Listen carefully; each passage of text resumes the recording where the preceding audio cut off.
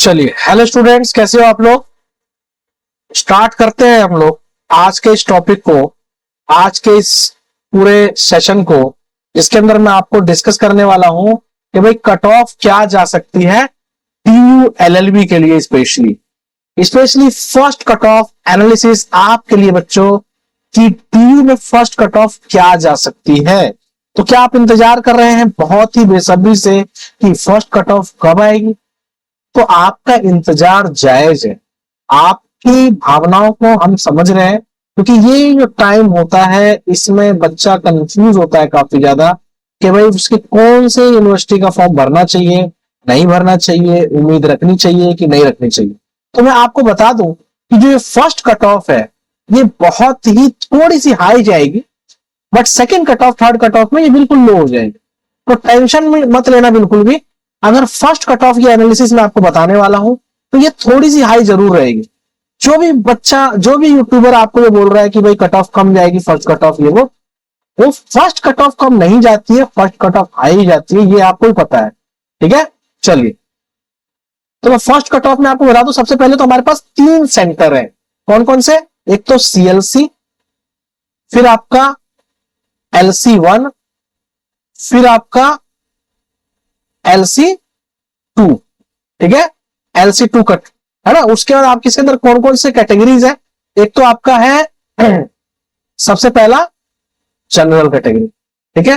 फिर उसके बाद आपके कट जो है ओबीसी मान लो कर, ठीक है। उसके बाद आपका ईडब्ल्यूएस, ठीक है। उसके बाद आपका एससी और फिर एसटी। एसटी कट ऑफ जाए कितनी जाएगी देखते हैं, ठीक है। तो सबसे पहले आप देखते हैं, हम जनरल कैटेगरी की बात करते हैं। जनरल कैटेगरी में अगर आप सीएलसी में एडमिशन लेना चाहते हैं तो स्टूडेंट आपका नंबर होना चाहिए कम से कम 200 प्लस। 200 प्लस आपके नंबर होने चाहिए। अगर आप ओबीसी कैटेगरी से हैं तो एटलीस्ट आपके नंबर जो है वो 185 होने चाहिए सीएलसी के लिए। अगर आप ईडब्ल्यूएस कैटेगरी से हैं तो आपके मार्क्स एटलीस्ट 195 होने चाहिए। अगर आप एससी कैटेगरी से हैं तो आपके मार्क्स जो है कम से कम 175 होने ही चाहिए, 175 होने चाहिए। अगर एसटी कैटेगरी से है तो एटलीस्ट आपके जो मार्क्स है वो 165 होने चाहिए, ठीक है, 165 होने चाहिए, ठीक है। तो ये आपका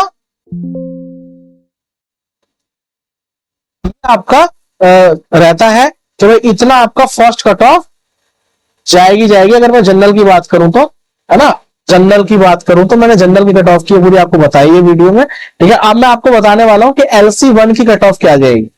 LC1 की कट ऑफ अगर हम बात करें, LC1 अगर आपको लग रहा है कि आपको LC1 में मिलना चाहिए या फिर आपको LC1 सूट करता है आपकी टाइमिंग के अकॉर्डिंग, आपके पढ़ाई के अकॉर्डिंग, आपके एटमोस्फेयर के अकॉर्डिंग, तो मैं LC1 की आपको बताने वाला हूं। देखो ध्यान से, LC1 का अगर आपको चाहिए तो आप एटलीस्ट 185 मार्क्स आपको लाने पड़ेंगे। लाने क्या पड़ेंगे, आप तो आ ही चुके हैं, 185 मार्क्स आपके होने चाहिए थे, ठीक है, LC1 के लिए। और इसके बाद ये फर्स्ट कट ऑफ की बात हो रही है भाई, ठीक है, फर्स्ट कट ऑफ की बात हो रही है। और उसके बाद आपका अगर ओबीसी है तो 175 प्लस, ठीक है, 175 प्लस। और अगर आप इसके हैं तो ये आपका 180 तक आप लेके आइए इसमें कम से कम LC1 के लिए।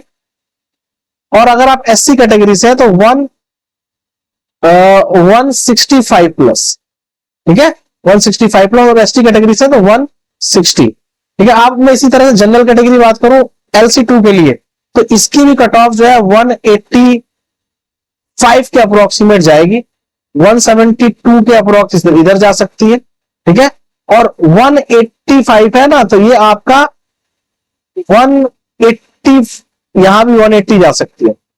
165 की बात करो, अब ये LC1 की कट ऑफ थी तो 166-7 के करीब में लगभग ये भी जाएगी, ठीक है। एसटी की बात करूं, मैं एसटी कट ऑफ की बात करूं तो ये लगभग आपका 150 के अप्रोक्स में जा सकती है, 150 के अप्रोक्सीमेट जा सकती है। तो ओवरऑल ये ट्रेंड है, थोड़ा बहुत ऊपर नीचे प्लस माइनस होता रहता है, आपको इसकी टेंशन नहीं लेनी है ना। आपको बस अगर ये मार्क्स आपके बन रहे हैं तो आप जो है आराम से आराम से रिलाय करो, डॉक्यूमेंट रेडी कर लो। डॉक्यूमेंट रेडी कर लोगे 100%, जैसे आपका कास्ट सर्टिफिकेट हो गया, आपका आइडेंटिटी प्रूफ वगैरह सब कुछ, आपके मार्कशीट ईयर वाइज सब कुछ बढ़िया तरीके से होना चाहिए। माइग्रेशन सर्टिफिकेट वगैरह अगर आपके किसी और यूनिवर्सिटी से आपने पास किया हुआ है तो, अगर आपने दिल्ली यूनिवर्सिटी से पास किया है तब तो कोई दिक्कत नहीं है, बट अगर आपने किसी और यूनिवर्सिटी से पास किया है तो आपको माइग्रेशन सर्टिफिकेट भी चाहिए होगा। तो ठीक है, thank you so much video को देखने के लिए। इसे ज्यादा से ज्यादा शेयर करो, ज्यादा से ज्यादा बच्चों को पहुंचाओ और चैनल को सब्सक्राइब कर लो। Thank you so much.